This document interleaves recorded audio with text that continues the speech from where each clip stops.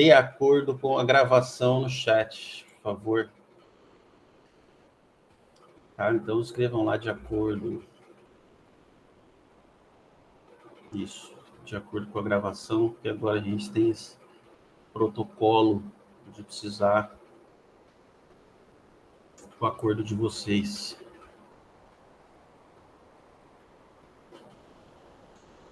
Pois, se alguém não tiver de acordo, a gente não tem muito o que fazer, né? A não ser...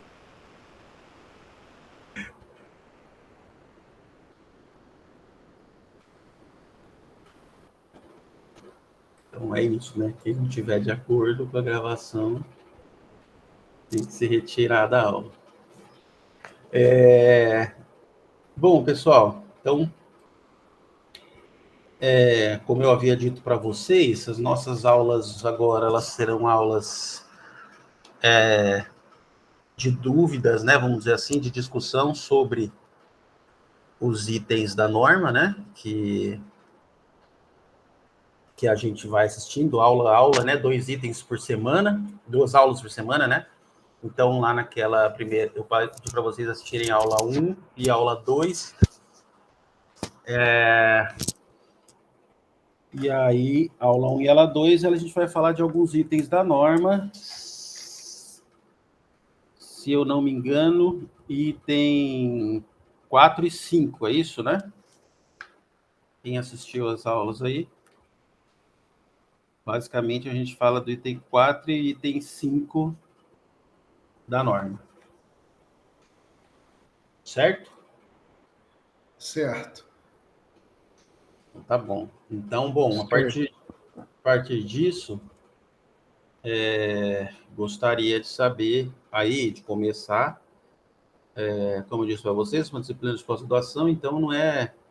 A parte que eu falo é aquela parte da aula gravada, né? Então, aqui a gente deixa para as discussões da aula e outras discussões pertinentes ao nosso tema, dúvidas e etc, né? Então, iniciando aí, queria saber quem assistiu, se teve alguma dúvida ou algum detalhe que gostaria de comentar e de trazer aí para o debate sobre o que vocês assistiram lá.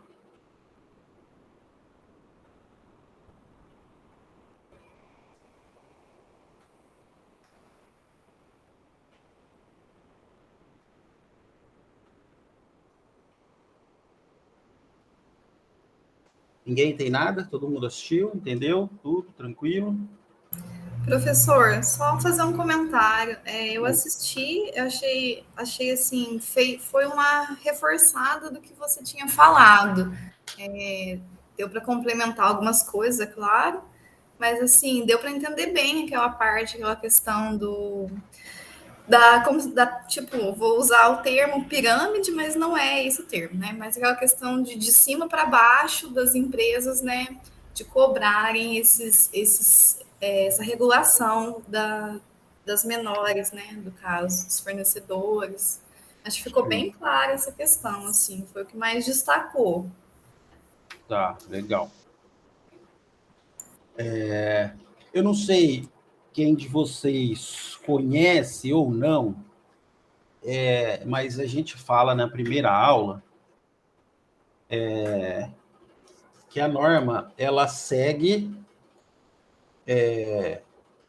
uma metodologia muito famosa, né? Chamada PDCA, né? O PDCA é em inglês, né?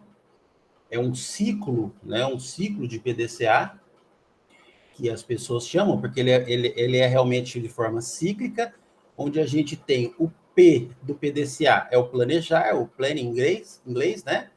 Do P, a gente vai para o D, que seria o do, né? Ou fazer em português.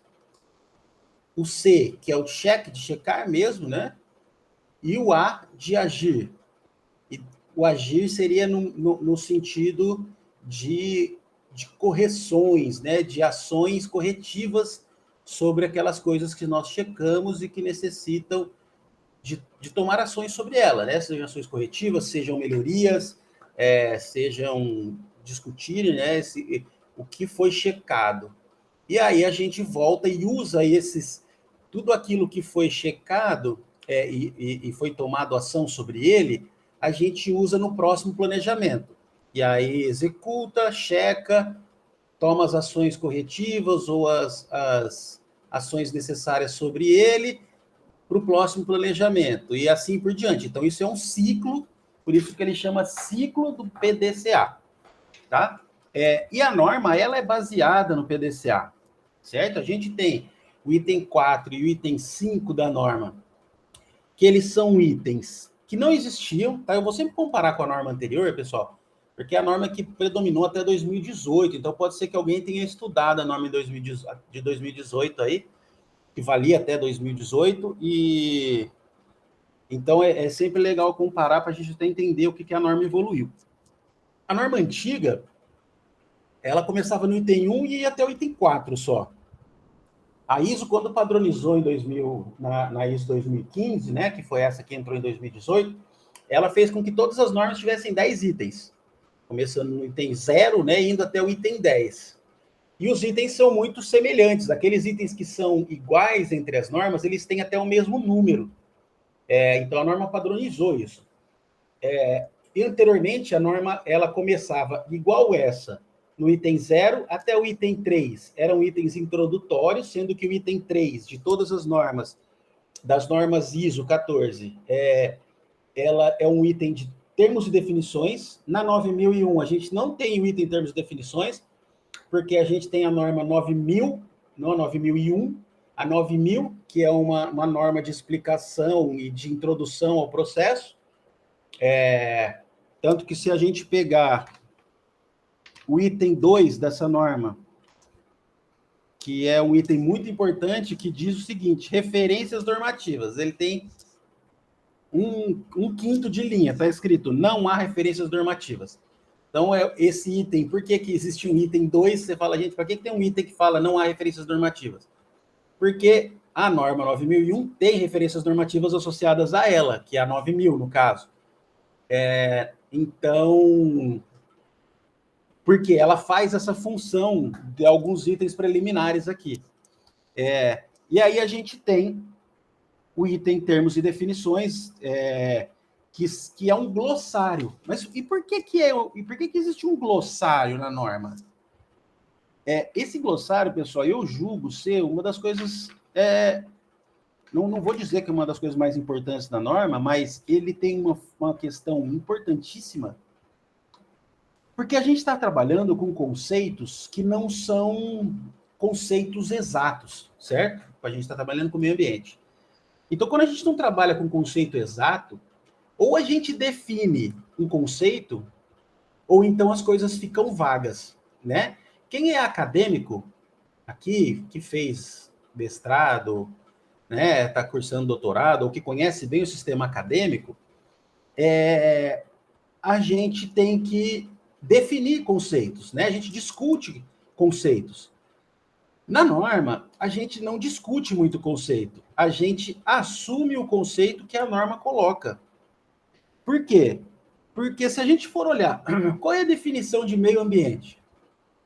Gente, cada autor vai definir meio ambiente com uma coisa, né? Como um nome.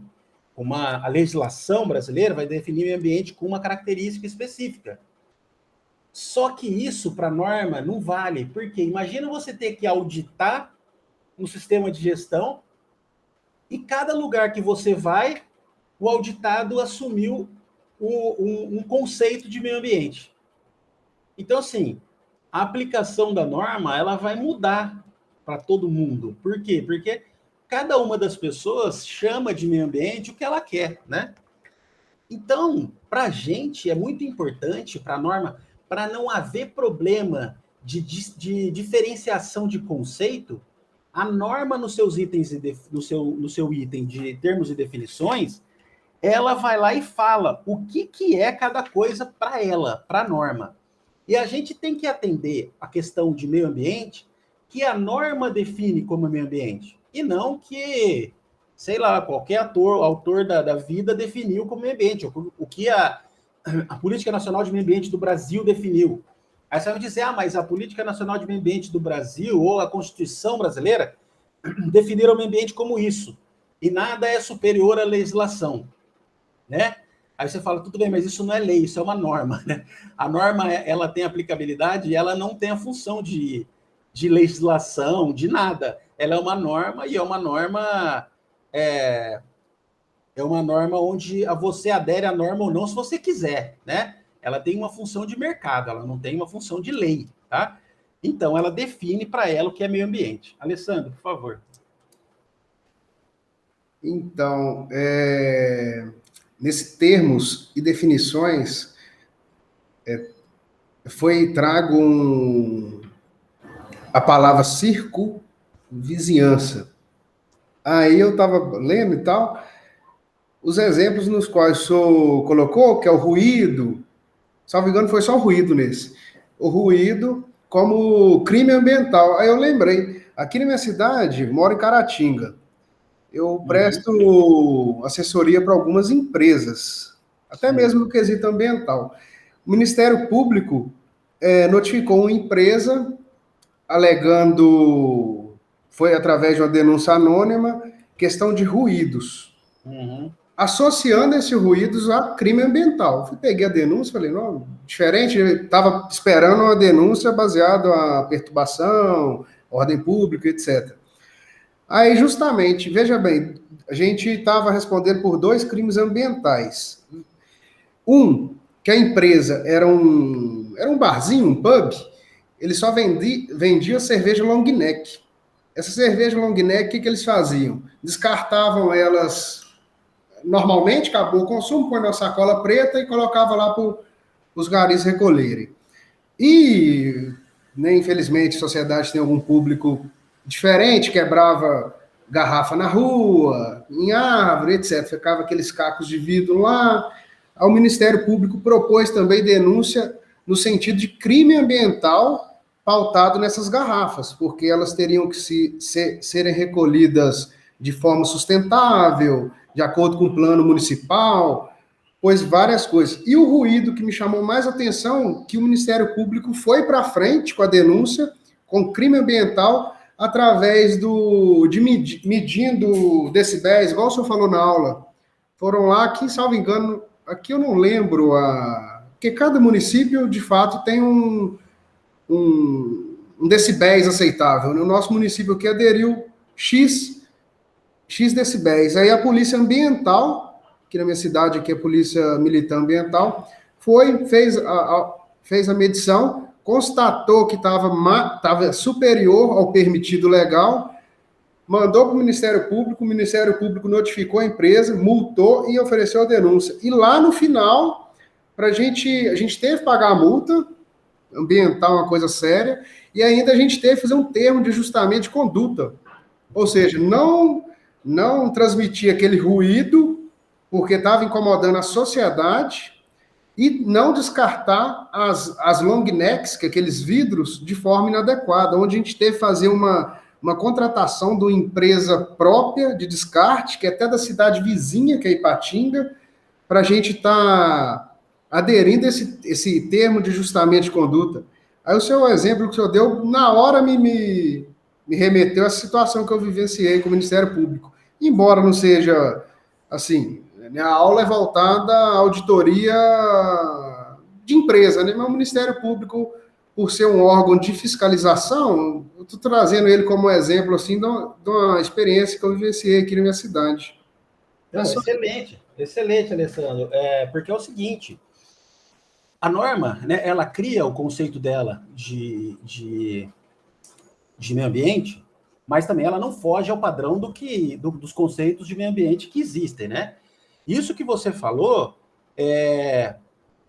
não é nem cada cidade que define a quantidade de decibéis, é dependendo da zona da cidade. Então, o que acontece? No plano diretor, né, ou no plano de planejamento da cidade, de crescimento, você determina. Então, é claro que você vai colocar em uma área comercial, por exemplo, que tem restaurantes, bares, etc., você vai colocar uma quantidade de decibéis mais alta, porque ali vai gerar mais ruído. Numa área industrial, você vai colocar a quantidade de decibéis permitidos mais alta, porque você vai ter motor funcionando à noite, caldeira, principalmente porque a gente tem fábricas, e grande parte delas funciona 24 horas por dia. Em zonas estritamente... você falou que é uma área mista, tá? Então, em zonas estritamente residenciais, você vai ter uma quantidade de decibéis mais baixa. Então, assim, cada zoneamento vai ter uma quantidade de decibéis permitida, principalmente após uma certa hora, né? Então, áreas mistas, por exemplo, você pode ter ruído mais alto, por exemplo, até as 22. Passou desse horário, você tem que reduzir, porque ali é uma zona mista, então você vai ter comércio, mas vai ter gente morando. Então, você tem que diminuir. Isso faz parte do planejamento ambiental urbano, que a gente chama, né? E dentro da fábrica, aí você citou a palavra que eu queria, circunvizinhança. Essa é a palavra da descrição de meio ambiente da norma, tá? Por quê? A norma vai lá definir, então, o que é meio ambiente para ela. Então, item 3.2.1. Ela vai falar aí, ó, exatamente o que o Alessandro falou. Ela começa com circunvizinhança em que a organização opera, incluindo ar, água, solo, recursos naturais, flora, fauna, seres humanos e suas inter-relações. E aí ela põe uma nota. O que é circunvizinhança? Circunvizinhança pode se estender de dentro de uma organização para o sistema local, regional e global, e circunvizinhança pode ser descrita em termos de biodiversidade, ecossistema, clima e outras características. Aí vai depender de onde a gente está falando. A gente brinca, né, e eu falei na aula, que você pode matar o funcionário, mas não pode matar o vizinho. É claro, você não pode matar ninguém, é uma brincadeira, mas por que essa brincadeira? Porque o funcionário, ele não é a ótica da gestão ambiental. Ele é a ótica da saúde e segurança do trabalhador, né? A ótica da ambiental é o meio ambiente. E aí, quando ele considera a circunvizinhança, para a gente, o vizinho é meio ambiente. Então, isso quer dizer que eu não posso ter ruído, eu não posso ter fuligem, eu não posso ter vibração, eu não posso ter odor. Qualquer tipo de incômodo ao meu vizinho, isso é considerado impacto ambiental, né? Porque o meu vizinho, para mim, é meio ambiente. E até por conta disso, a gente vai chamar aqui já uma coisa que está lá na frente da norma. Lembra que eu falei na aula passada sobre um item muito famoso da 9001, chamada Serviço de Atendimento ao Consumidor? Na norma, aqui, que é um item chamado comunicação, que a gente tem na norma, o item comunicação, na 9, ele é quem cria o sistema de atendimento ao consumidor. Na 14, qual que é a importância da gente ter um sistema de atendimento ao consumidor específico de meio ambiente?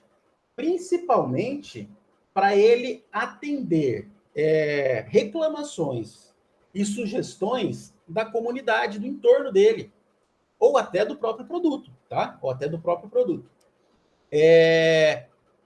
Então, a gente tem que ter obrigatoriamente, dentro do sistema de gestão ambiental, um meio com que o vizinho da empresa possa reclamar para a gente, caso a gente esteja, de alguma forma, impactando a vida dele, né?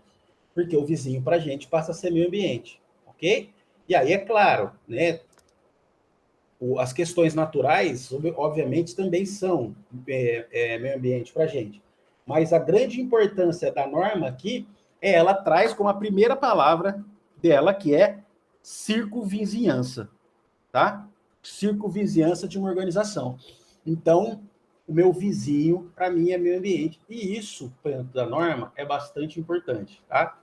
Bastante importante a gente lembrar. Então, assim, quando eu tiver dúvida sobre um conceito da norma, o que a norma quer dizer? Por exemplo, pessoal, antigamente, se a gente fosse olhar a norma antiga, ela não tinha essa subdivisão em 3.1, 3.2, 3.3, 3.4, que a norma tem hoje.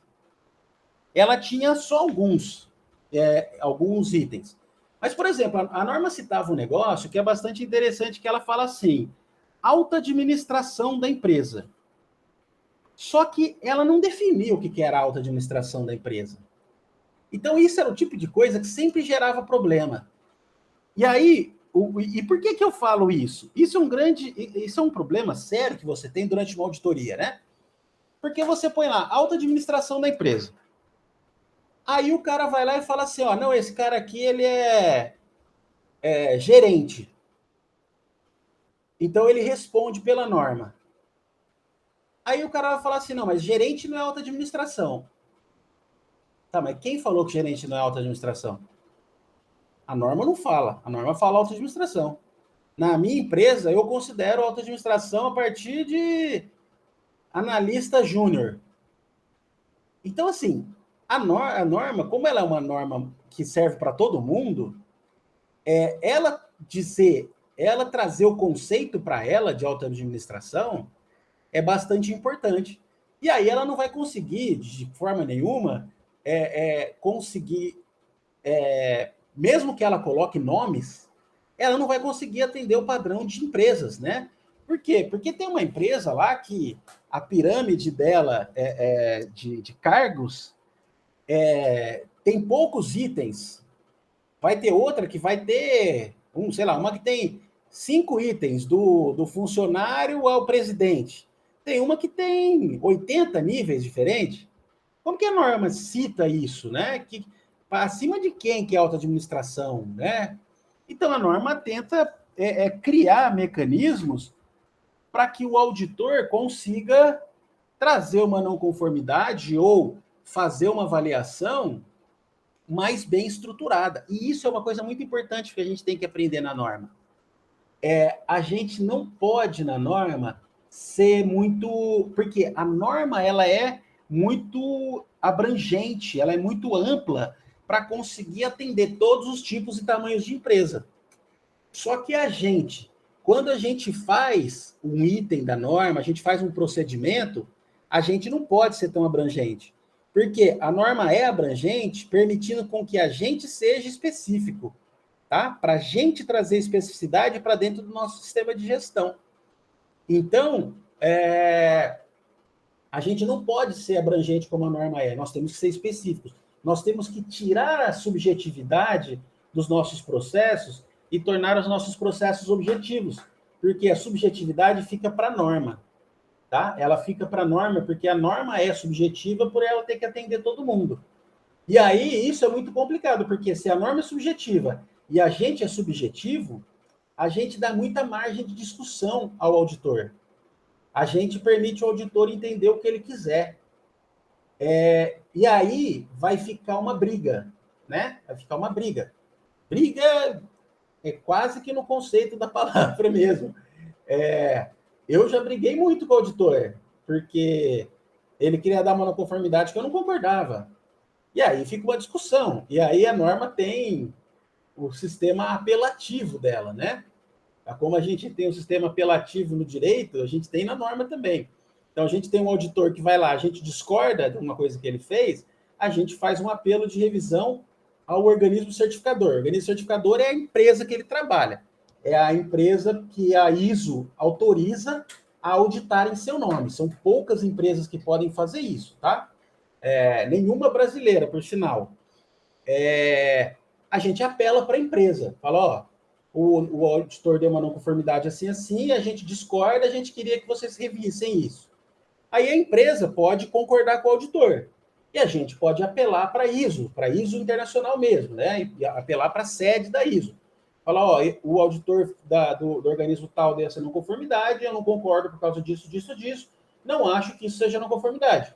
E aí a ISO internacional é o nosso Supremo Tribunal, ele vai decidir e falar assim, realmente você tem razão, vou solicitar que o organismo certificador e o auditor retirem essa não conformidade, ou ele vai falar, não, o entendimento do auditor está certo, do organismo certificador está certo, essa não conformidade procede.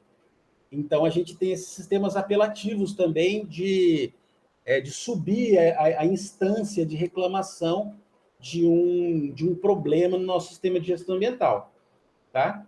E aí, por conta disso, claro, a gente tem que sempre manter a coerência aí e, como eu falei, tentar tornar objetivo um processo que é naturalmente subjetivo. Alessandro? Tá, mas nesse caso que o senhor colocou aí, você faz um pedido de revisão e supondo que a empresa aceite, teoricamente, ela envia um novo auditor para estar fazendo uma nova auditoria? Não, ela só retira a não conformidade. Ah, tá, não chega a fazer uma nova inspeção, não. Não, ela só retira a não conformidade que você está contestando, porque você contesta a não conformidade. Então, chegou lá e, por exemplo, aquilo que eu falei da auto-administração, né? O auditor deu uma não conformidade, sei lá, de repente, porque ele falou que a auto-administração não participa do processo.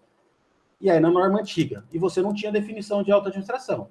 Aí você falava, não, discordo, porque tem um gerente que participa e dentro da minha empresa a gente considera o gerente como auto-administração, porque ele tem uma função de realmente de administração. Acima dele eu só tenho o diretor e o presidente, vamos supor. Aí a empresa vai lá e fala assim, não, a gente não considera, vai para ISO. Aí a ISO vai chegar e falar para você, ó, não, realmente ele tem razão, tira a não conformidade. Aí o cara vai lá e simplesmente retira a não conformidade do processo. Por quê? Mas o que é importante tirar uma não conformidade? Porque uma não conformidade pode te fazer você perder o certificado, tá? Então você perde o certificado por causa de uma não conformidade, dependendo do tipo de não conformidade. Então, essa briga se dá principalmente quando eu tenho não conformidade maior, que a gente chama, que são não conformidades que me impedem de manter o meu certificado. Entendi. Valeu, obrigado. Noelle? Então, isso acontece de forma documental, né? Não chega aí, igual o Alessandro perguntou, não chega a fazer pessoalmente uma nova auditoria? Auditoria. Isso. Acontece esse processo só por documentação. Isso? Sim, isso. Só que, vamos lá. O que acontece? Como eu falei, existem não conformidades. A norma não traz isso, mas até porque não é muito dela mesmo, tá? A gente tem outra norma que é muito importante nisso, que é a norma 19.001, que vai falar sobre isso. Não conformidade maior, não conformidade menor. O que é esse conceito que a gente tem? Não conformidade menor é uma não conformidade, vamos dizer... Menos impactante, né? Até nem diria menos impactante. Ela é uma norma que não compromete o seu sistema. E o que é não comprometer o seu sistema? Vamos lá. Vamos pegar um exemplo de gerenciamento de resíduos, vamos supor, tá? Você vai lá e vai fazer uma auditoria e você chega num lugar da empresa e você encontra ela tem coleta seletiva, ela tem separação de resíduos, e você vai lá e entra num lugar e você vê que naquele lugar as pessoas estão jogando todos os resíduos misturados. Ok? Uhum. Aí você dá uma não conformidade. Ó, não conformidade, porque vocês estão misturando os resíduos e você tem as lixeiras separadas. Ok? Não conformidade menor. Não conformidade simples, por quê? Porque uma área ali da empresa não está fazendo a separação correta de resíduo.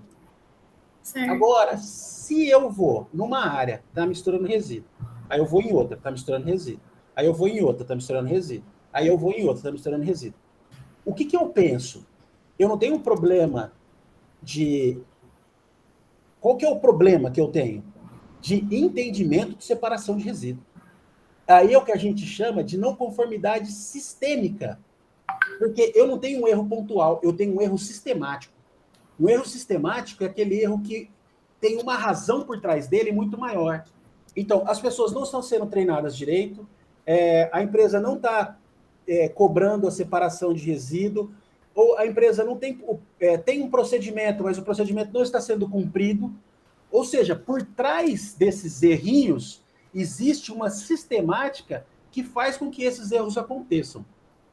Sim, aí vai identificar onde está acontecendo a falha. No caso, a auditoria vai fazer isso. O auditor não. Ah. O auditor não pode dar consultoria, ele é só auditor. A hora que ele pega esse monte de erro, ele faz o seguinte: se você tivesse tido 1 ou 2 erros disso, ok, mas é claro que você tem problema sistemático aqui. Porque todo mundo erra a mesma coisa. Então, a não conformidade... Você entende que o problema de misturar o resíduo é igual, não mudou nada. Sim. O que mudou? Mudou a esfera do problema. A esfera do problema. Então, eu estou tratando de um problema sistemático. E aí a norma diz o quê? Quando eu entendo na auditoria que várias não conformidades pequenas me trazem um problema sistêmico, eu dou uma não conformidade maior, porque a não conformidade maior, ela compromete o meu sistema. Uhum. É algo que está sistematizado dentro da empresa e ele é contra o sistema de gestão. Então, ele vai contra o sistema. Então, esse tipo de não conformidade sistêmica é não conformidade maior. E o que acontece? Não conformidade maior perde certificado. Não conformidade maior e não atendimento à legislação perde certificado. Exclusivamente essas duas formas, tá? Se eu tenho uma não conformidade maior, não conformidade maior perde certificado. Aí você fala, não atendimento à lei é sempre não conformidade maior, tá? Então, não atendeu a lei, não conformidade maior, perde certificado. E aí que vocês falaram assim, eu não tenho uma nova auditoria? Depende. Vamos supor que você não apelou a ISO e tal. Você tem uma não conformidade maior, essa do resíduo que eu acabei de citar. O que o auditor vai fazer? Eu não posso te dar o certificado porque você tem uma conformidade sistêmica. Aí o auditor vai marcar com você tem 3 meses para arrumar isso e nós vamos fazer uma auditoria de follow-up. Aí eu tenho uma reauditoria. Só que o auditor volta só para avaliar aquele item da não conformidade sistêmica. Ah, sim. Vai então, só na onde estava errado para ver se corrigiu. Isso, que a gente chama de auditoria de follow-up. A auditoria de follow-up ela é para corrigir uma não conformidade sistêmica para você retomar o certificado. Então, o que o auditor faz? Ele suspende o certificado durante esse período e ele vai daqui, por exemplo, ele marca com você 60 dias para mim fazer uma nova auditoria. Pode ser? Não, 60 dias eu consigo consertar o problema. Ok. Daqui 60 dias eu volto. Durante esses 60 dias, seu certificado fica suspenso. E quando eu voltar daqui 60 dias, se você conseguiu corrigir o problema e eu identifiquei que você corrigiu o problema sistêmico e a gente está com o sistema funcionando agora, eu peço para a ISO retomar o seu certificado. Aí sim eu tenho uma reauditoria, mas essa auditoria é exclusivamente para tratar desses problemas que o auditor já deixou amarrado lá. Entendeu? No fim da auditoria ele já deixa amarrado. Você tem esse problema, nós não vamos te recertificar. Aí você propõe que você quer corrigir, ele vai te dar um tempo, ele volta, e aí ele faz essa auditoria de follow-up só para aquilo lá. Sim, interessante. Entendeu? Agora deu para entender bem. Entendeu? Aí ele volta. Aí, nesse caso, especificamente, ele volta. Tá? E aí você vai ter que mostrar para ele um procedimento. Até pode acontecer, tá, pessoal, de nesses casos, quando o meu problema sistêmico é documental, o auditor nem volta. Ele só pede que você envie os documentos, ele faz a avaliação documental e o follow-up é virtual mesmo. Tá? Esse follow-up virtual existe dependendo do tipo de não conformidade que a gente tiver. Tá? Se for, por exemplo, um erro de procedimento, vou dar um exemplo. Eu trabalhava numa empresa que ele tinha um erro de procedimento de gerenciamento de resíduos, especificamente, esse procedimento. Cada unidade da empresa, eram várias unidades. Cada unidade, ela interpretava o procedimento de uma forma. Era super interessante esse caso. Eu gosto desse caso, que ele é super interessante. A gente tinha um formulário que chamava-se Formulário para Descarte de Resíduo. Tá? Bom, quem lê um formulário que chama Formulário para Descarte de Resíduo, imagina que aquele formulário serve para quê? Para descartar resíduo, né? Está escrito isso. Só que não era. No procedimento, estava escrito o quê? Aí tem, né? Depois eu explico por quê. No procedimento estava escrito o quê? Que aquele formulário, que estava escrito formulário para destinação de resíduo, ele era feito para você armazenar o resíduo internamente. E aí tinha um outro formulário de destinação de resíduo, que aquele sim era para destinar resíduo. Aí você fala, mas para que um cara criou um formulário chamado Formulário de Destinação de Resíduo, que é usado para armazenamento interno?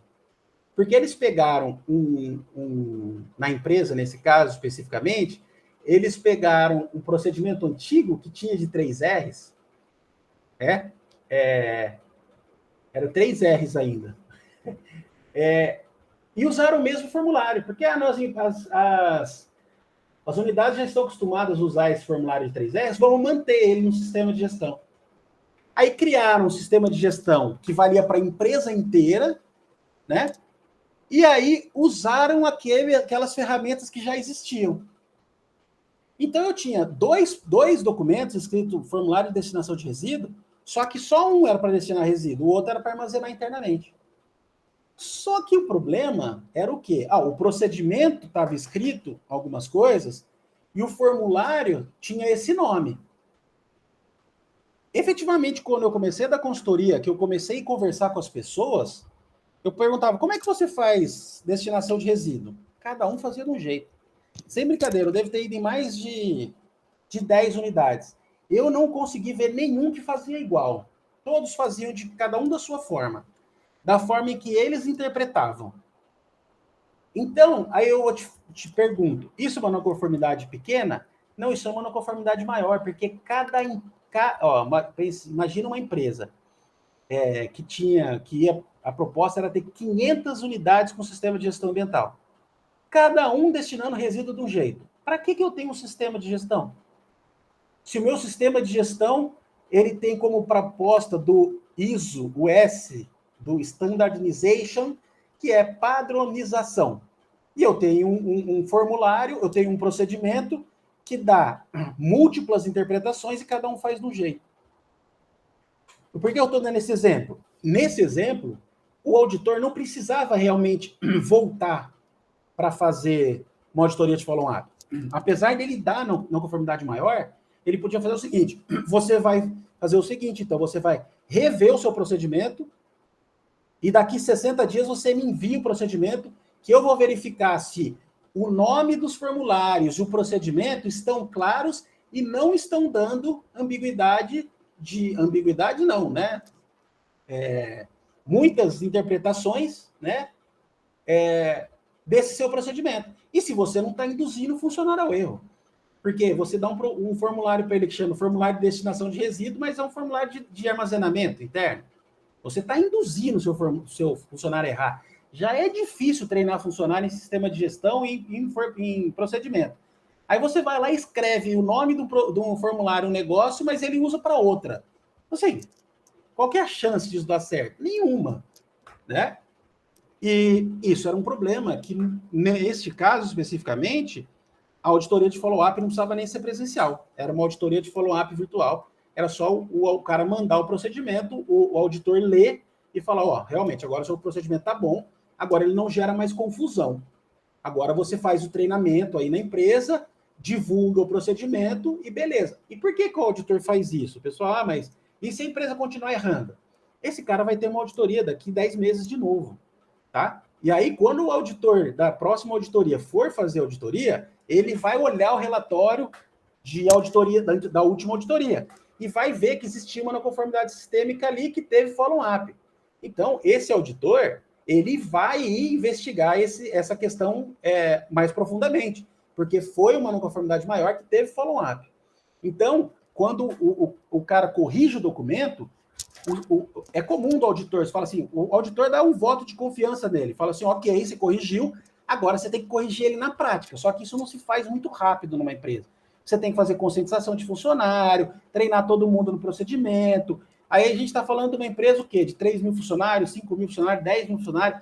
Até você fazer isso é demorado.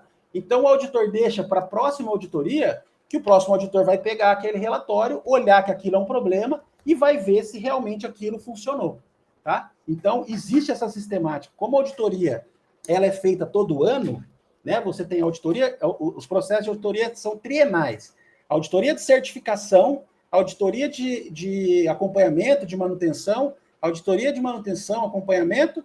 No 4º ano, a gente tem uma auditoria de recertificação. Aí, mais 2 anos de auditoria de acompanhamento. Aí, mais uma recertificação. Então, é sempre uma auditoria de certificação ou recertificação e 2 auditorias menores, que são auditorias de acompanhamento, que são feitas nesse internet. Então, todo ano você tem auditoria. Então, muitas vezes o auditor permite algumas coisas, mas ele deixa aquilo apontado no relatório para que o próximo auditor quando ele for ler o relatório da auditoria anterior, ele fala, opa, isso aqui a gente precisa dar enfoque, porque o auditor passado, ele quase que solicita isso para o próximo auditor, para ele avaliar aquilo.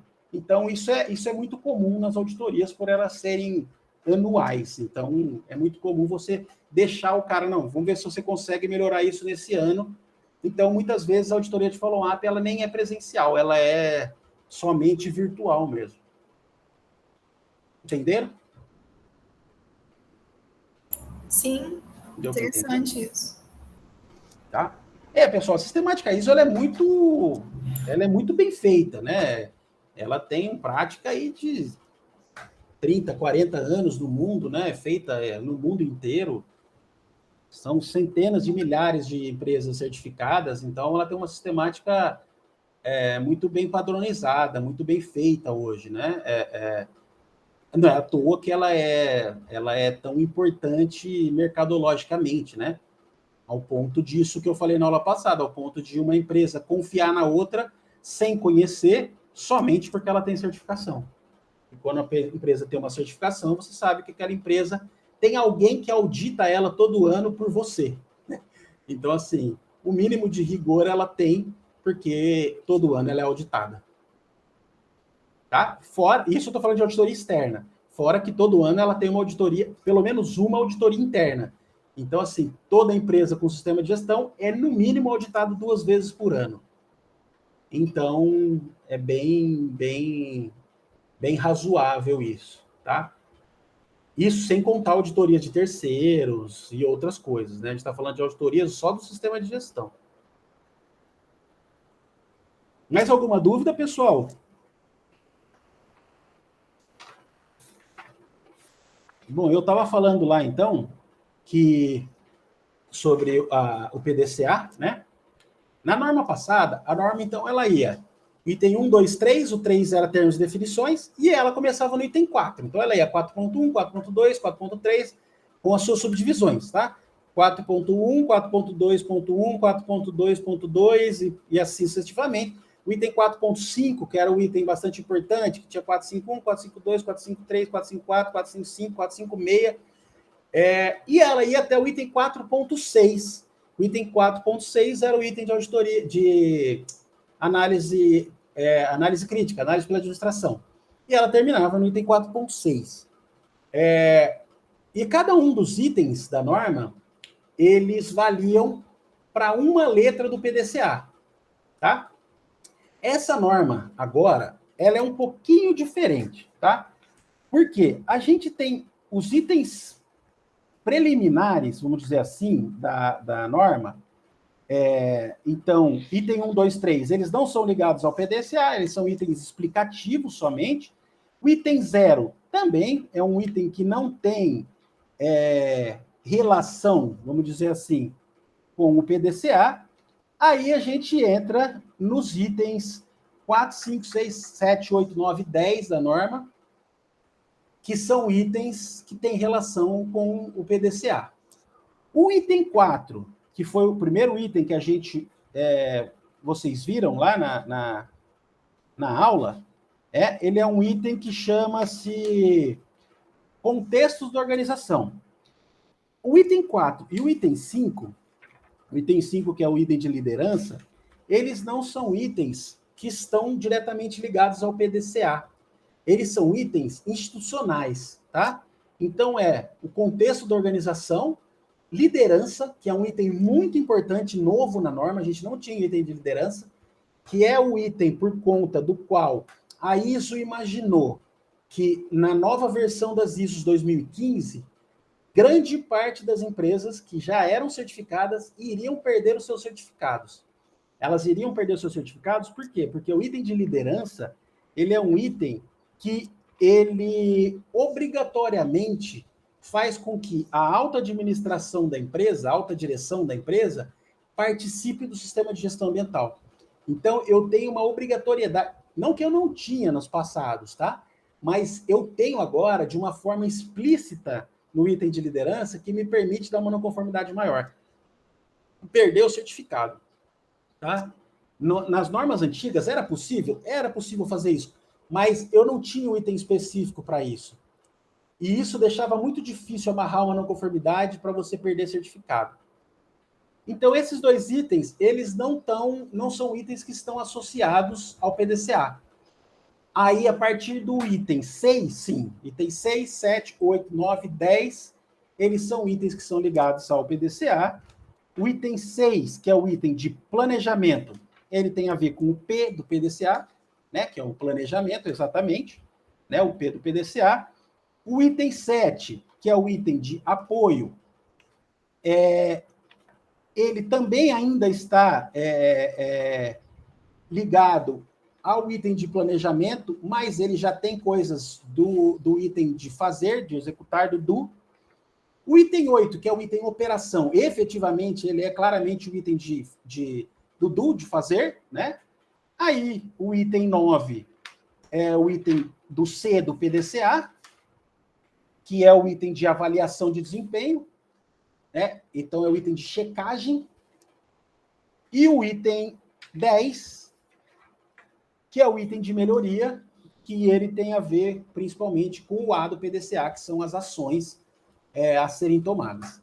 Então, o ciclo do PDCA fica bem desenhado dentro do nosso sistema de gestão e dentro da norma. Noelle, por favor.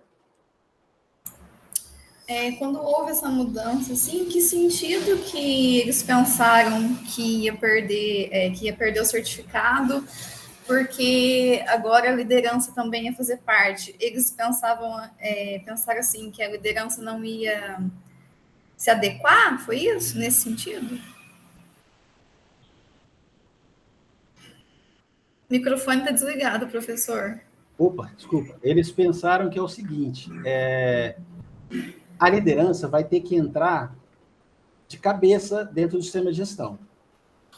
Então, o que era muito comum? A gente ter a liderança envolvida, mas eles não conhecerem o sistema de gestão, efetivamente. Eles participam de algumas ações.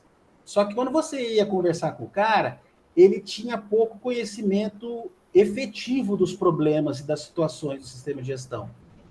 Ele participava muito ali. Então, você ia lá pedir um recurso. Eu preciso comprar uma máquina por causa do sistema de gestão, assim, assim, assim. Muitas vezes o cara negava. Por quê? Porque ele não conhecia direito a necessidade do sistema, né? Coisas desse tipo. Uhum. Agora, ela imaginava que muitos dos executivos não iam conseguir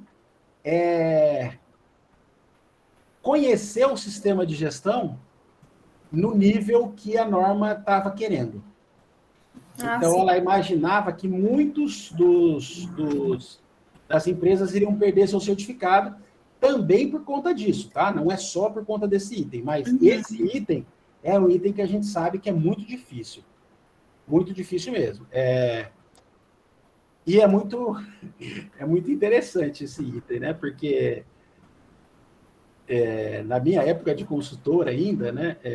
E de trabalhar com sistema de gestão efetivo, assim, dentro de fábrica, era a única hora que a gente via o nosso chefe com medo, né? Porque o cara falava, pelo amor de Deus, o cara vai me auditar, o que eu falo? E isso é muito interessante, porque o auditor, normalmente, quando ele faz esse negócio chamado auditoria da alta administração, que era o que se fazia antigamente, ele não deixa ninguém entrar na auditoria, só ele e a pessoa, ou as pessoas, né? E os caras morrem de medo, porque, assim, se eles não entenderem do sistema... Porque uma coisa, imagina, você é funcionário de uma empresa, você tem lá um sistema de gestão ambiental, e dá uma zica e você perde o certificado. Uhum. Bom, eles vão arrumar o culpado, né? Agora, imagina que ele perde o certificado porque a alta administração não participou. Aí você fala assim, eu fiz minha parte, quem não fez a sua foi vocês. Sim. É isso, né? E isso é uma forma de você jogar a bomba no colo dele também. Então, por que o sistema de gestão, por que a ISO faz isso? Porque ela fala o seguinte, a partir de agora, o problema também é da alta administração. Então, assim, se você ficar negando recurso para o seu sistema de gestão ambiental, muitas vezes você vai perder o certificado por sua causa. E aí é o seu que entra na reta, né? O do diretor da empresa, da alta administração, e não do funcionário só. E não daquela pessoa que está lá fazendo o sistema de gestão funcionar. Então, você joga a problemática também na mão da alta direção. E você fala, resolve o problema aí, porque você também é parte do sistema de gestão agora. E isso é bastante interessante de fazer. Né? E o auditor não permite essas coisas. Na época que eu... Nem consultor. Na época que eu era consultor, eu ia responder a auditoria, o auditor não deixava. Ele falava assim, ó, você é consultor, você é externo, você não responde. Então, assim, poucas vezes eu me intrometia numa auditoria quando eu era consultor, só quando tinha algum problema muito sério que eu sabia que o funcionário não ia conseguir, por exemplo, contestar uma auditoria. O funcionário não vai conseguir contestar uma auditoria porque ele não entende sistema de gestão a esse nível. Então, por exemplo, eu contestava a auditoria, mas contestava na conformidade, mas esse cara não ia contestar, sabe? Ou, em geral, quando eu via que estava acontecendo um problema, eu comunicava o gerente, né? Falava assim, ó, o cara está indo para esse caminho, o funcionário está se enrolando, ele vai errar, e aí você vai lá e entra na auditoria e fala sobre isso, isso e isso. Aí o gerente ia lá e fazia isso, né? Porque o auditor não deixa as pessoas participarem. Em geral, por exemplo, ele vai auditar a manutenção. Aí vai o gestor de meio ambiente junto. Ele tenta fazer com que o gestor de meio ambiente não participe, porque ele quer saber o quanto a cada área está comprometida com o sistema de gestão, né? Isso é muito de tato do auditor, de fazer. Não, deixa ele responder, sabe? Porque não adianta você que fez o sistema de gestão ambiental, você vai responder tudo. Ele quer saber se o sistema de gestão está chegando na ponta mesmo, que é a importância do sistema funcionar. Por isso que é legal, por isso que a ISO é muito respeitada, porque os auditores, eles sabem conduzir de uma forma que deixem cada pessoa na sua situação. Isso é bom, por um lado, e é ruim, por outro, porque a gente já viu cada funcionário responder bobeira, porque ele fica com medo, se sente pressionado, ele acha que se ele responder errado, ele vai ser mandado embora. Então, assim, e essa é uma coisa que o auditor também tem que ter muito, é o tato de deixar a pessoa à vontade, não deixar a pessoa nervosa. Porque em dia de auditoria, todo mundo fica muito nervoso. O cara sabe que vai ser auditado, sabe que aquilo tem uma importância, sabe que a empresa depende daquilo muitas vezes para vender, e aí você vai ser auditado, porque ele audita funcionário. Ele para uma pessoa no meio da fábrica andando e fala, me fala um pouquinho sobre o sistema de gestão, me fala sobre a política ambiental da empresa, me fala sobre isso. E aí o funcionário fica desesperado, né? Então, claro, é sempre uma boa prática da empresa treinar muito bem seus funcionários, do auditor de ter o tato para deixar a pessoa tranquila, fica tranquilo, vou te fazer umas perguntas simples, tal. E só que é bastante interessante. O processo de auditoria é um processo bastante interessante que você vê. E o auditor tem que ser uma pessoa muito, muito boa para fazer auditoria, conduzir a auditoria de forma a não atrapalhar, porque o auditor não vai numa empresa para atrapalhar, ele vai para ajudar. O auditor vai na empresa para achar formas de você melhorar o seu sistema, ele não vai lá para te punir, ele é uma pessoa que vai lá para te ajudar. Então, ele tem que ter muito tato para conseguir transformar um negócio que é para ser uma auditoria que vai te ajudar a achar problemas e corrigir problemas. Ele não vai te dar a solução do problema, mas ele vai te apontar que existem problemas para você corrigir. Ele tem que ter muito tato para conseguir fazer isso sem tornar um ambiente de prova, sabe? Assim, vou fazer prova na matéria. O auditor tem que fazer o negócio ser mais tranquilo, assim, mas é difícil fazer isso. Alessandro? Então, eu estou fazendo a mediação, né, entre a Noelle e você. Olha lá. A pergunta da Noelle foi como as empresas perderiam o certificado, certo? Assim, na aula gravada, o senhor coloca que a ISO entende que parte das empresas perderia o certificado usando a expressão por complexibilidade do sistema de gestão. A minha dúvida é, essa complexibilidade do sistema de gestão seria os demais quesitos que o senhor lista, que seria a integração dos requisitos do sistema de gestão, assegurar o recurso, até mesmo a política compatível, né, com o direcionamento da estratégia, essas coisas, ou essa complexibilidade seria voltada para outra outro quesito? Não, é a complexidade do sistema como um todo mesmo. E principalmente essa questão que eu falei na pergunta da Noelle, que é fazer a gerência, a direção da empresa participar efetivamente do processo. Isso é muito difícil, gente, é muito difícil mesmo você fazer. Porque você está pegando uma pessoa que normalmente tem um cargo alto na empresa, ela tem uma demanda de trabalho enorme, ela resolve problema de muitas áreas diferentes e você tem que fazer ela participar do negócio. Então, é difícil isso acontecer, é difícil essas pessoas dedicarem um tempo delas grande ao sistema de gestão, mas é fundamental, é fundamental.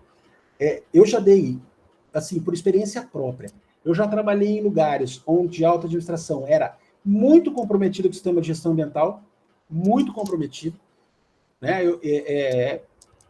A gente fez, nesse caso, uma certificação em pouquíssimo tempo, na auditoria com 0 não conformidade. É muito raro uma auditoria com 0 não conformidade, só que a gente tinha a participação da alta administração, mas assim, uma participação muito forte, muito forte. Tudo que precisavam, eles arrumavam, eles estavam super envolvidos, porque eles sabiam da necessidade deles de fazer implantação. Então, assim, o sistema fluía muito facilmente. Era muito fácil você implantar um sistema num lugar como esse. E já participei de lugares que a alta administração malemar sabia o que estava acontecendo. E assim, sendo bem sincero, a gente passava 5, 4 meses sem ter nenhuma evolução na implantação do processo. Você falava, cara, você precisa de um projeto para construir uma casinha ali no fundo para fazer um negócio. Os caras demoravam 7 meses para arrumar um projeto. Você fala, cara, pelo amor de Deus, esse projeto o engenheiro faz em 5 minutos. Não pode demorar 7 meses para arrumar esse projeto. Sabe? Então, essa complexidade é bastante importante, sabe? Que é uma questão de você priorizar o sistema de gestão, fazer com que eles tenham um papel prioritário dentro da empresa mesmo. Entendi. Noelle, por favor.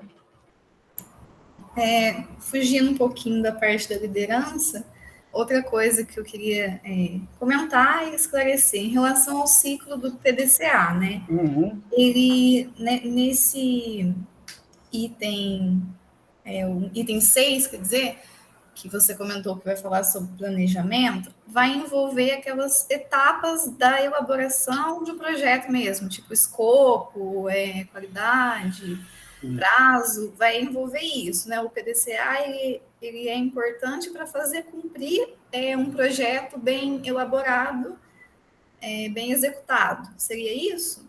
Que depois é executado, né? O PDCA... Mas no sentido da gestão ambiental da empresa. Não, o PDCA não tem só função ambiental, ele tem a função para tudo. Todas as normas da ISO, elas têm alguns princípios. Por exemplo, o princípio da melhoria contínua, sempre você tem que melhorar, e o princípio do PDCA. Mas o porquê que é o princípio do PDCA? Porque a norma entende que você está num processo cíclico. Você nunca para o seu sistema de gestão. Então, a norma ela te coloca num sistema de planejamento, ação, checagem e verificação, melhoria, que vai ser usado no próximo planejamento, para a próxima ação, para a próxima checagem, para o próximo processo de melhoria, que vai ser entrada do seu próximo planejamento e assim por diante. Então, a norma entende que o sistema, ele nunca para, você sempre está avaliando, checando, fazendo ação, executando o sistema, planejando, fazendo ação. Então, ela entende que isso é um círculo, sabe? Você não tem momento de descanso, vamos dizer assim. O seu sistema, ele não para de funcionar. E aí o PDCA vem para trazer essa ideia cíclica para o sistema de gestão, entendeu?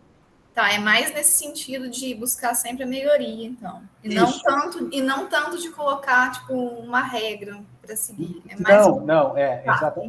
mais filosófico. Uhum. Entendeu? Porque... A filosofia cíclica. Entendi. Tá? Tanto que ela serve para todas as normas. A 9 também usa PDCA, a 45 usa PDCA.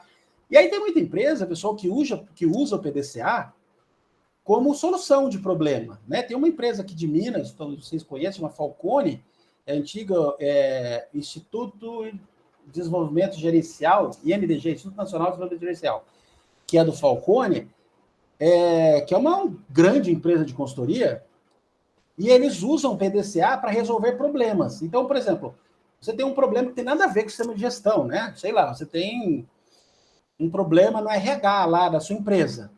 E aí eles implementam o PDCA, que eles falam. Então, tá bom, qual que é o problema? O problema é esse. Então, vamos fazer um planejamento. Planejamos, vamos tomar as ações agora, vamos checar se as ações funcionaram e vamos fazer os processos de melhoria. Isso, agora vamos planejar de novo com esse primeiro ciclo já andado. Então, eles falam, vamos rodar o PDCA para corrigir um problema que seja um problema pontual dentro da empresa.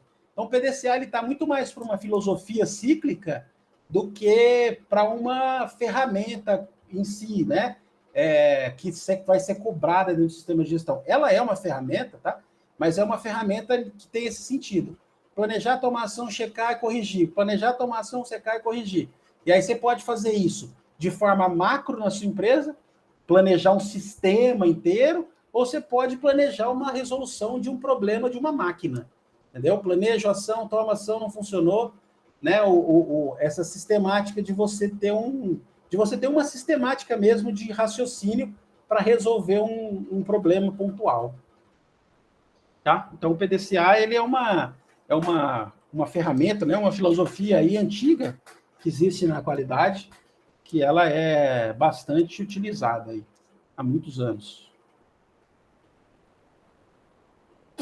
Professor, só um comentário assim, né? Não é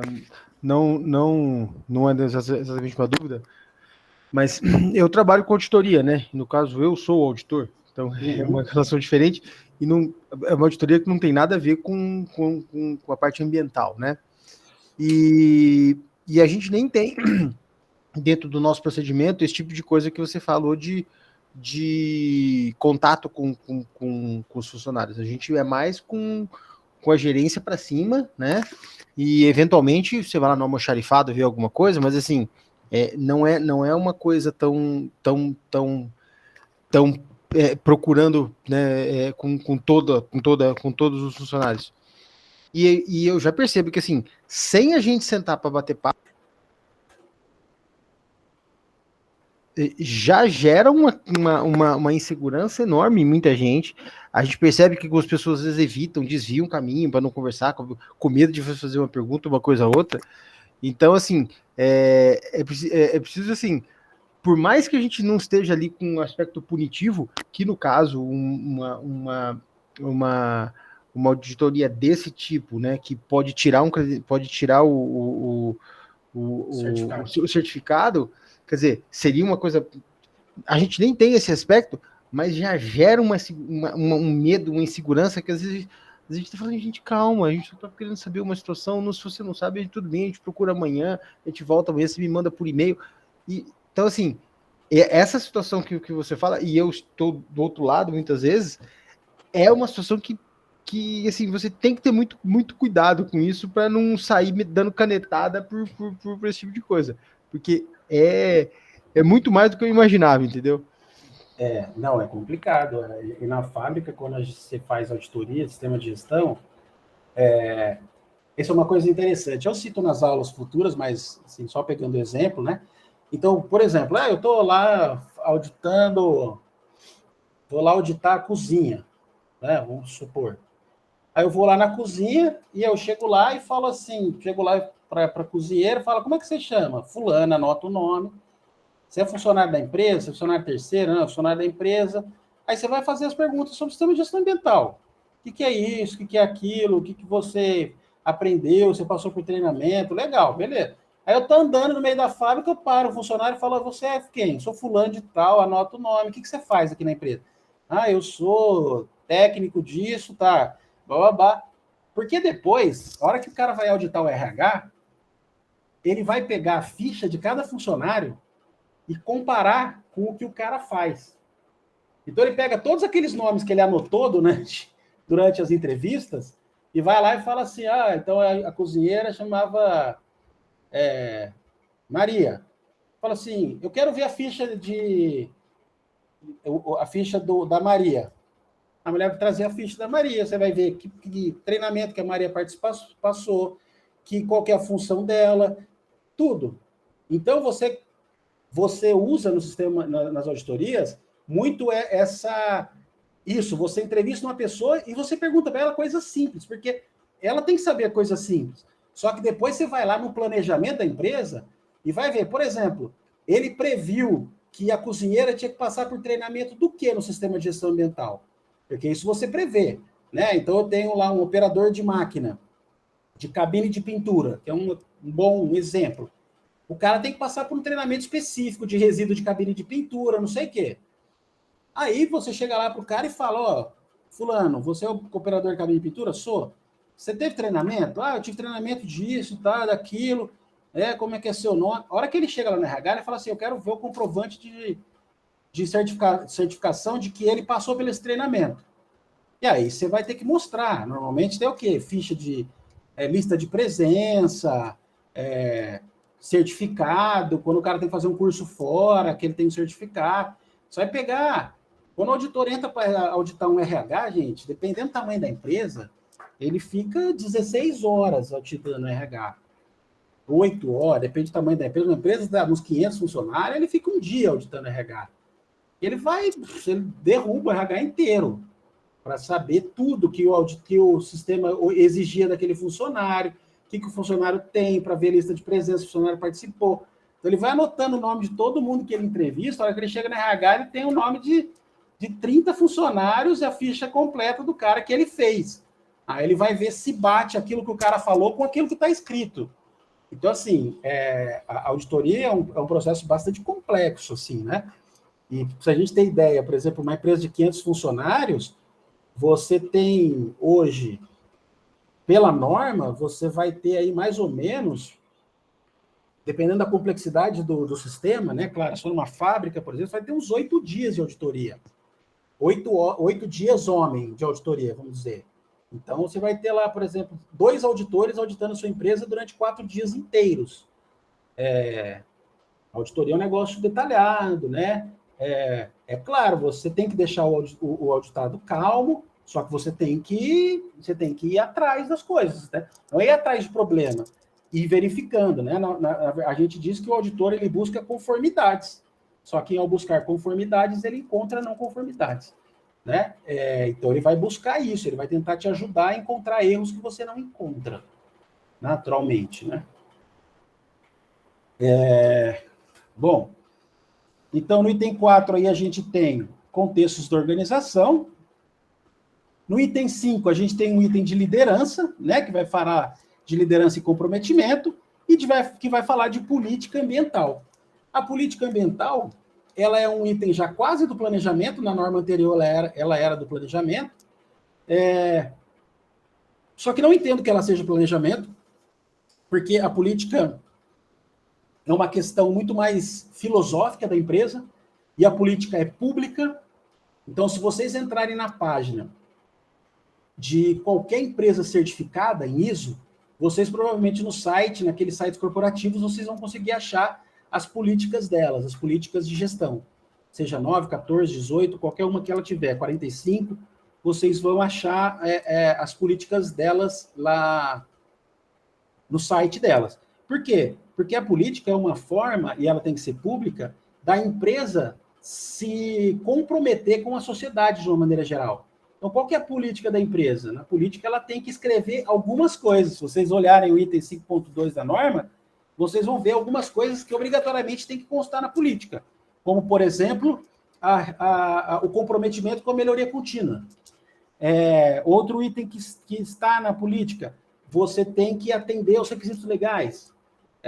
Então, assim, lá no item de política 5.2 vai falar que todo funcionário deve conhecer a política ambiental da empresa.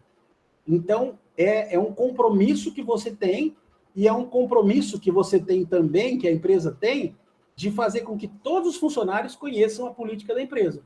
E aí a política ambiental é uma política que vai trabalhar em prol de reduzir os impactos ambientais daquela empresa. Tá? Então, é um compromisso público, vamos dizer assim, que uma empresa que uma empresa cria quando ela tem um sistema de gestão, tá? Então, a política é bastante importante. A gente vai ver que durante a norma, na maior parte das vezes, ela fala: a empresa faça isso para estar em acordo com a sua política ambiental. Então, a política vai nortear quase tudo dentro do sistema de gestão, porque a política é aquele marco maior, vamos dizer assim, de compromisso que a empresa assina. E por quê? Quem assina a política ambiental da empresa é sempre, porque a gente vai ver que os documentos da empresa no sistema de gestão ambiental, você tem uma hierarquia de autorização, né? Então, assim, para um procedimento começar a funcionar, ele valer no sistema de gestão, alguém tem que aprovar ele. E aí, normalmente a aprovação é feita, sei lá, por um gerente, por um diretor, por um coordenador de área, qualquer coisa do tipo, que são documentos do sistema de gestão. A política, ela é o único documento que ela tem que ser obrigatoriamente assinada pelo maior nível da empresa. Presidente, dono, sei lá, qual é o nome que você queira dar. Ou que a empresa tenha, diretor, sei lá. Tá? Então, a pessoa que mais manda na empresa, presidente do conselho, ele assina a política. Por quê? Porque ele está assumindo um compromisso com a sociedade. Então, você imagina que o presidente da empresa não assina a política. Quem assina ela é um cara abaixo dele, o diretor de operações. Aí você vai lá, tem um monte de problema com a política, aí o presidente da empresa vem e fala assim: mas eu não assinei essa política, né? Não fui eu que fiz isso. Não, tudo bem, a política está aí, você propôs, foi seu diretor que assinou. Tá, mas como é que ele assume um compromisso da minha empresa sem a minha autorização? Para isso não faz diferença, para isso tem problema, acabou. Só que para o cara que assinou, tem. Então, normalmente, como você vai assinar um compromisso público com a sociedade, quem assina é a pessoa que mais tem poder dentro da empresa. Porque ela fala: isso aqui é um compromisso que nós da empresa estamos assinando como um todo. Então, esse compromisso nós temos com a sociedade. E aí, ele vai ser cobrado dessa política no sistema de gestão ambiental. Ele vai ter que fazer-se cumprir aquela proposta macro da empresa, né? Então, pensar que a política da empresa o compromisso macro que ela vai ter com a sociedade de maneira geral. E ela está no item 5, item 5.2, exatamente. E aí, o item 5.3 vai tratar de papéis, responsabilidades e autoridades, que aí é exatamente isso que eu acabei de falar, né? Papéis, responsabilidades e autoridades. Quem vai ter cada papel dentro da empresa? Quem tem poder dentro desse sistema para, por exemplo, aprovar uma coisa, desaprovar, para aprovar um orçamento, para comprar um negócio, para contratar um funcionário? Quem que é responsável, por exemplo, se eu tiver um problema no meu efluente líquido, quem que é o responsável por isso? Então, ela vai dizer que existe uma necessidade de papéis, né, que seriam as funções, as responsabilidades e as autoridades dentro do sistema de gestão. Qual é a hierarquia dentro do meu sistema de gestão? Quem pode fazer o quê? Quem tem responsabilidade? Quem tem papéis específicos dentro da minha empresa? Porque eu posso ter um papel específico que seja um nível baixo dentro da empresa, por exemplo, né? A gente sempre tem a equipe de faxina. Vamos dizer que os faxineiros são um nível baixo na empresa, né? E aí, o que você vai ter nesse caso? Você vai ter um papel importante desse cara, porque ele que vai fazer a coleta de resíduos, então ele tem um papel fundamental no sistema de gestão. Isso não tem a ver com o nível hierárquico, né? Então a gente vai ter gerente, analista, técnico, sei lá, funcionário, eu não sei como que é o nível das empresas, mas às vezes você tem uma empresa que está, uma pessoa que está no nível baixo dentro da hierarquia, mas que ela tem um papel fundamental no sistema de gestão. Por quê? Porque ela executa alguma ação que vai influenciar em impacto ambiental sério. Então, a gente não está falando do nível hierárquico só. A gente está falando dos papéis fundamentais para o sistema de gestão ambiental funcionar bem. Então, a gente está falando de papéis fundamentais dentro de uma empresa que tem responsabilidade sobre impactos ambientais pertinentes. Tá? Então, por isso que eu falei, a pessoa que faz gerenciamento de lixo dentro da empresa tem uma função importante, porque resíduo sólido dentro da empresa, em 99% das empresas, é um dos maiores problemas que elas têm. Então, assim, a pessoa que trata diretamente com a gestão do resíduo ali, ou com a operação de função de pegar o resíduo, etc., ela pode ter uma hierarquia baixa dentro da empresa, mas ela vai ter um papel muito importante no sistema de gestão. Tá? Então, não é questão de nível hierárquico, não. Essa questão dos papéis, sim, e o papel é quem tem um papel importante. A irresponsabilidade também é independente do cargo, e aí a autoridade, sim. Aí a autoridade normalmente está ligada ao nível hierárquico, principalmente porque são pessoas que vão ter papéis de aprovação de documento, aprovação de recurso, aprovação de orçamento e esse tipo de coisa. Tá? E aí, então, vai ter mais a ver com o nível hierárquico. Mas, em geral, os papéis as responsabilidades, não. Eles são difundidos para toda a empresa. E aí é isso que eu falei que o cara vai lá no RH fazer. Porque lá no RH, por exemplo, o que a gente costuma dizer no sistema de gestão ambiental? Você não usa o nome de ninguém. É por isso que em processo seletivo de empresa, você vê lá, né? O cara está ser contratado para analista mecânico júnior. Por quê? Porque lá no sistema de gestão dele, tanto 9 quanto 14, quanto qualquer um, está escrito que o analista mecânico júnior ele tem que ser treinado, por exemplo, num procedimento específico de resíduos de óleo, por exemplo, vamos supor. Então, não importa se o analista mecânico júnior seja a Maria, o José, a Ana, não interessa. O analista mecânico júnior, qualquer um que entrar, ele tem dentro do sistema de gestão ambiental necessariamente ter treinamentos específicos, porque ele vai lidar diariamente com situações que têm impacto ambiental. Então, ela tem que ser treinada naquele impacto ambiental específico do trabalho dela, caso a empresa julgou necessário, tá? Estou falando caso a empresa estiver julgar. Então, por isso que a implantação do sistema de gestão ambiental, pessoal, dá um trabalho para o RH monstruoso.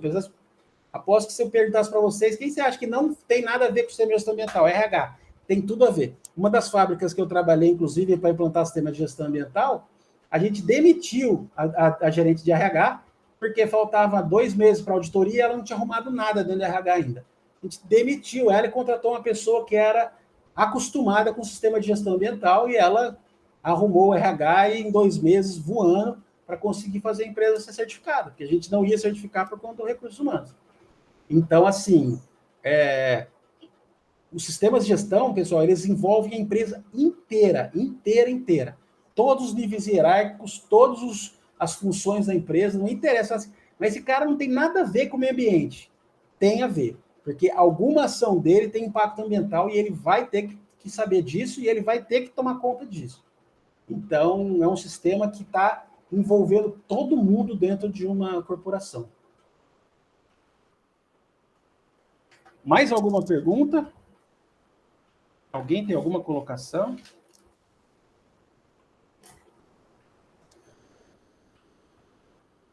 Não? Se não tiver, pessoal, vou pedir, então, para vocês, para agora, né, se vocês quiserem aí, que nossa aula aí, nosso horário está marcado até às 6, por conta disso, para vocês assistirem a aula 3 e 4 agora, tá?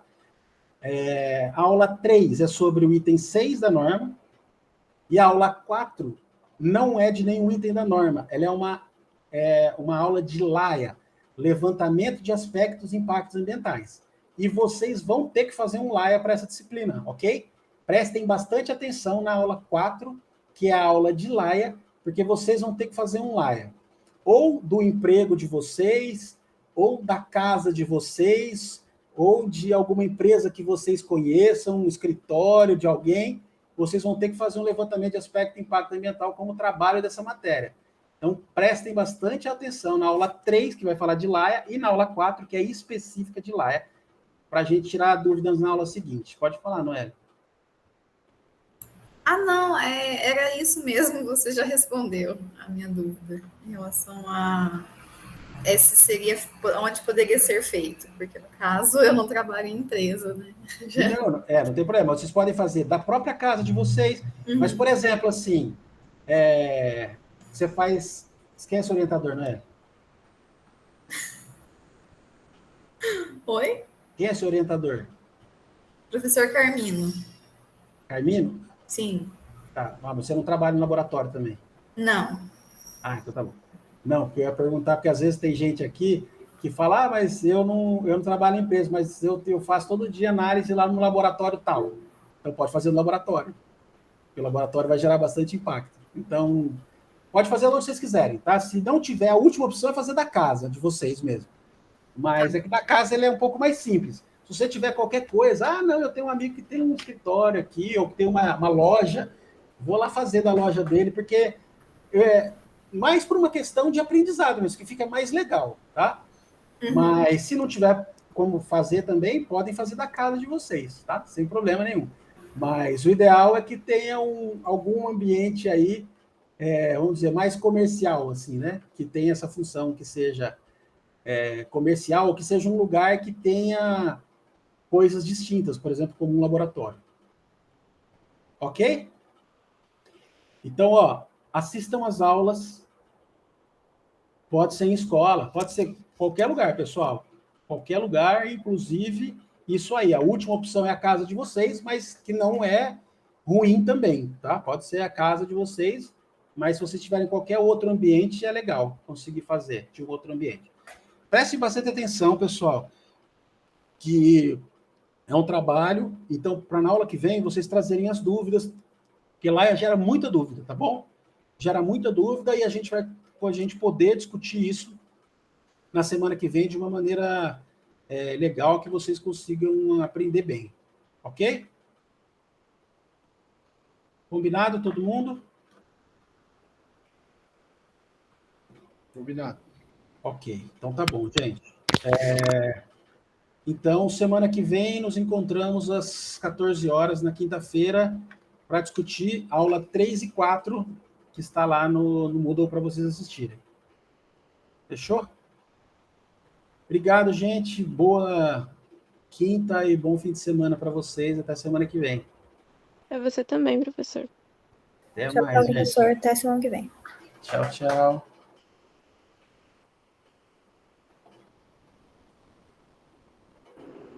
Um abraço a todos aí. Alô.